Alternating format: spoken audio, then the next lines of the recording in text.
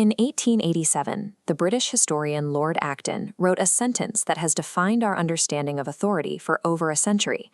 Power tends to corrupt, and absolute power corrupts absolutely.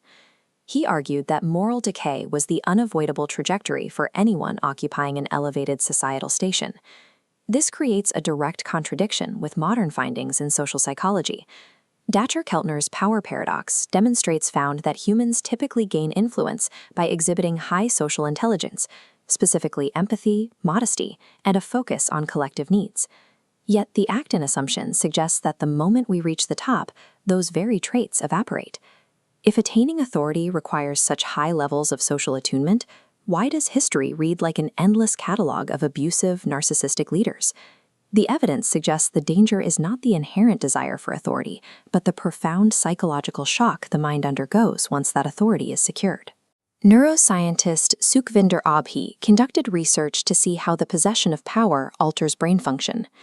By monitoring subjects in a controlled laboratory setting, his team discovered that authority physically rewires how we process others. Healthy human empathy relies on the brain's mirror neuron system. This biological hardware allows us to neurologically feel the pain and actions of others by mimicking their experiences within our own motor cortex.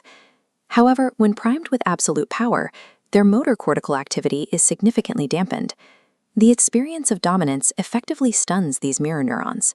This neurological suppression leaves leaders without the hardware necessary to process the collateral damage of their decisions. They begin to view subordinates instrumentally, focusing on end goals while becoming blind to human suffering. The result is a systemic moral collapse. Leaders don't simply choose to ignore the vulnerable. They have lost the biological capacity to feel the impact of their own authority. This biological deficit scales exponentially when placed inside a massive social architecture.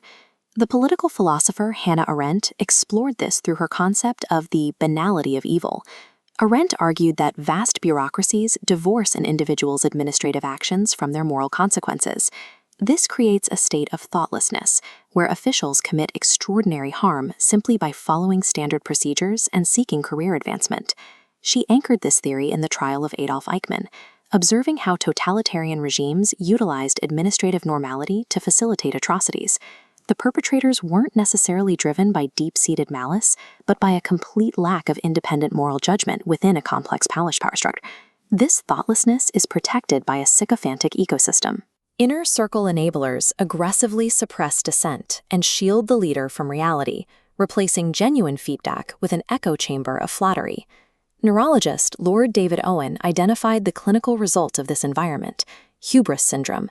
It is an acquired personality disorder seen in heads of state, defined by a messianic manner of speech, a reckless detachment from reality, and a belief that they are immune to public opinion. When biological empathy failure meets a bureaucratic echo chamber, the leader constructs a hermetically sealed reality. Their decisions become infallible in their own minds, rendering the human cost of their policies irrelevant.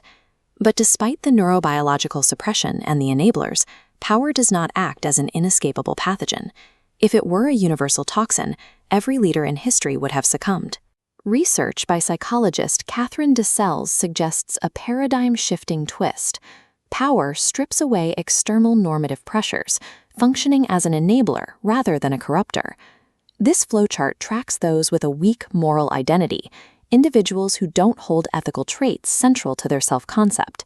Here, power amplifies self-interested behavior, but for individuals with a strong moral identity, power makes ethical principles hyper-accessible, enhancing altruism and focus on collective benefit. Authority serves as the ultimate stress test. It acts as a mirror that drops the mask, reflecting the leader's true psychological baseline back to the world. Historically, we have managed this risk through the statecraft of nations, but we have moved from that hierarchical old power into a networked, digital, new power.